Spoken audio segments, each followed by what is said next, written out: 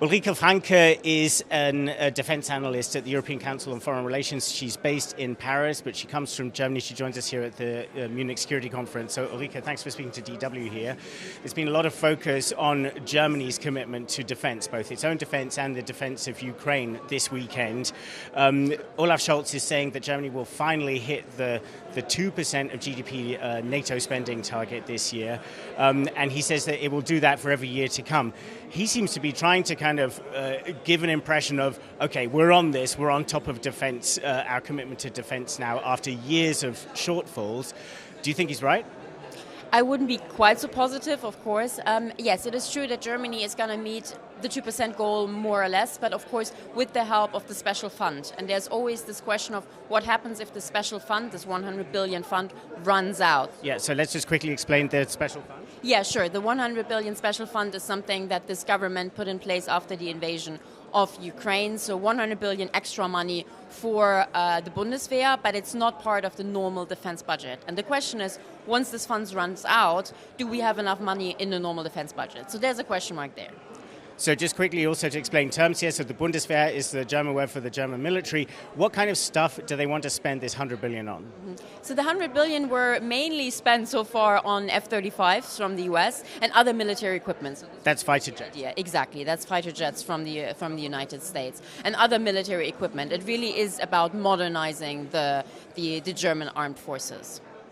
But you say that once that fund runs out, then there's no sense of what happens then. So what are the options, and is the German government on the right path to working out a longer-term plan? Yeah, and this is exactly what I'm worried about. So we have had many short-term measures, and for example, the deliveries to Ukraine were really important and are really important. Again, the special fund, very important, but I still worry that we're not really putting everything in place for the next years. And this is not just true with regard to money, but also with regard to industrial capabilities, right? Producing more military equipment.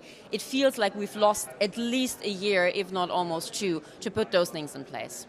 And we have a lot of American voices, particularly representing a potential future Trump administration here in Munich this weekend, really kind of banging the drum that the whole exercise still isn't enough, that Germany has not really kind of got with the program, not just about the new threats that Europe is facing, but also in terms of a fair sharing of the burden with the United States. It's quite possible that a Trump administration will come in saying, you've got to spend more than 2% of GDP. So what are you hearing from kind of Republican delegates here in Munich? What do you think the demands will be from a potential new administration?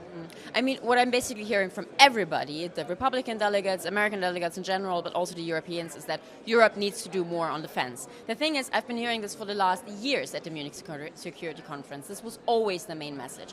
On the one hand, honestly, I think this has been heard and this has been understood. And looking at the numbers, looking at what the EU has been doing, looking at what the Europeans have been doing, we have increased. But there is a question of, if you go from 2 to 5, that's great news, but if you need to be at 10, then that's not enough. And I can't really answer whether it is sufficient right now, but it feels like we're still coming short. And so everybody here, and this is very much preaching to the choir, because this is the security conference, but everybody here is emphasizing more needs to be done. And Olaf Scholz, the German Chancellor, actually said, without security, anything is nothing, nothing is anything. You need security first, and then you can think about all the other things. And this is something that I think in Europe and in Germany we're currently relearning.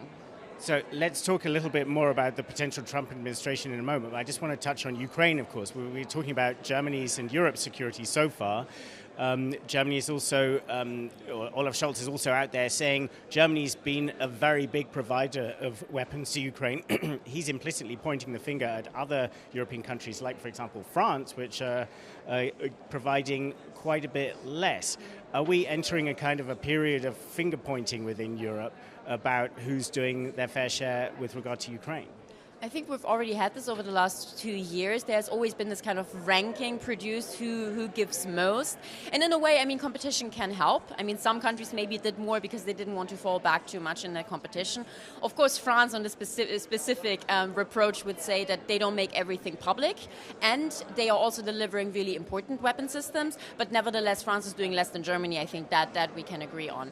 there is a little bit of a competition. Again, I don't think that that's the worst thing, but overall the most important thing, of course, is that the Europeans need to come together. They need to ensure Ukraine's defense, and also, and this is really something that I keep talking about, they need to build up their own capabilities, ideally together, take advantage of economies of scale, all of these things, and work together rather than, as you say, finger point. Olaf Scholz, do you think the attitude that this betrays, that he's sort of suggesting, well, I would like other countries to do as much as us, this seems to suggest that he feels, okay, we're doing enough now. And Germany's being criticized for not providing, for instance, the Taurus cruise missile. Scholz seemed to be still stonewalling on this question.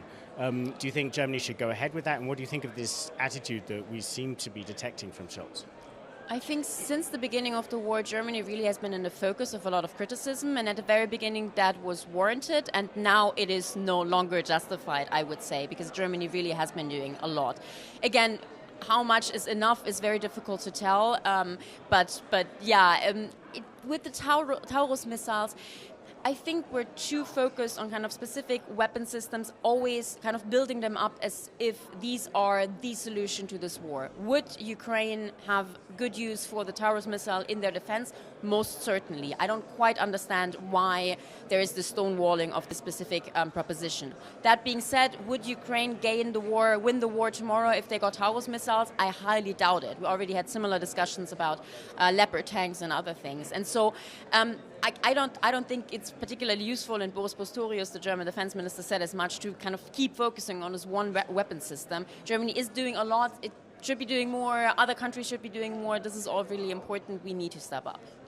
Okay, so let's turn back to Trump and what he said recently, which really sent a kind of a chill through Europe. These comments where he suggested that if he felt a particular country was not spending enough, then he would just say to Putin, okay, do what you want with them.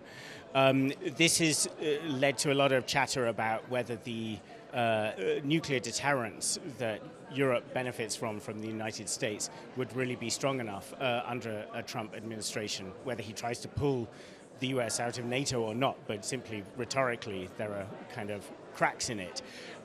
First of all, how concerned are you about that kind of rhetorical threat to NATO of language like that undermining the credibility of Article 5 and nuclear deterrence? I'm very worried. I think already these statements right now, the rhetoric we're hearing right now, is undermining NATO security guarantees and trust in NATO, even if nothing follows from them, because this is a former US president, the likely Republican candidate, possibly the next US president, so just him saying these things is already bad news. And it could kind of encourage an actor like Russia to test NATO, to see, let's see whether or not they really defend each other. Now, I still very much believe in NATO, but I think, this is yet another wake-up call for the Europeans that maybe in the long run, we need to be able to do more things ourselves. That doesn't mean that the transatlantic relationship is breaking, but I think it is clear that in the long term, the US is at least also looking at other parts of the world, and this is also something we've heard here at the conference. And so again, Europe needs to step up its own capabilities. I would argue mainly conventionally, but we're also having these kind of nuclear debates now. Yeah, so let's touch on that, these nuclear debates. This idea that Europe kind of needs a plan B for nuclear deterrence if it gets really shaky with the United States. Obviously, France and Britain both have nuclear weapons. Talk to me about what the options might be. There's a lot of discussion, particularly about things that Emmanuel Macron, the French president, has been saying. Yeah, and we've had a few absurd debates, especially in the German media recently. So I want to say this now, I don't think that discussions about an EU bomb are useful or likely or really lead us anywhere. In the European Union, there are countries that have even signed the nuclear ban treaty, so they're against nuclear weapons in general, so the EU is not going to get a nuclear weapon. Could European countries cooperate on nuclear capabilities? Again, we also have all signed the Nuclear Non-Proliferation Treaty, so I don't expect any new nuclear states to emerge. But, and this is kind of the third option in this, I think it is worth discussing with the UK and especially France whether or not there can be some kind of enlarged nuclear European deterrent. What that would look like is a big question. I don't think we're going to have nuclear sharing in the way that we have now with the US, with forward-based nuclear weapons. So the US bases nuclear weapons in Germany and Italy and other European countries. I don't think we may be seeing this. But talking about kind of joint trainings, how do we make sure that France's nuclear deterrence is understood as being more European than just, French? I think that would be useful. But these are baby steps. This isn't for tomorrow. And again, I think the conventional capabilities are more important. And I mean, we're talking about thinking about this because the US is looking potentially politically unpredictable, unreliable. And yet, in France, there could soon be President Marine Le Pen. The UK has left the EU. There was Brexit. Are France and Britain and the rest of Europe really politically in a solid enough place to come up with a kind of solemn, really profound commitments that would be involved in such an arrangement? I mean, the honest answer is we don't quite know. And of course, in democratic states, you always have the possibility of governments not just changing, but changing quite dramatically. So far, over the last decades and decades, there has been a commitment to European unity and, to European trust and defense to some extent among Europeans. And this is not going to break tomorrow. I mean, even with, say, a Le Pen presidency in France, these are very fundamental elements of European cooperation, and I don't think are just going to disappear. And by the way, in a way, the Trump presidency in the in the US was an example for that, because even though Donald Trump was, by far the most critical president of all things transatlantic defense, the alliance did not break, because these are very fundamental relationship between states. So I don't think we should be completely panicky and say, we can't work with anybody because governments may change. But of course, there is an added element of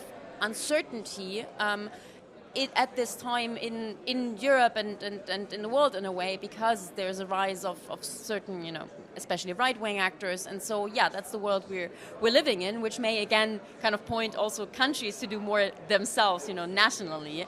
But I do believe in the European cooperation, and even, with other actors coming to power, I don't think that these kind of very fundamental truths of the European cooperation will going to break apart.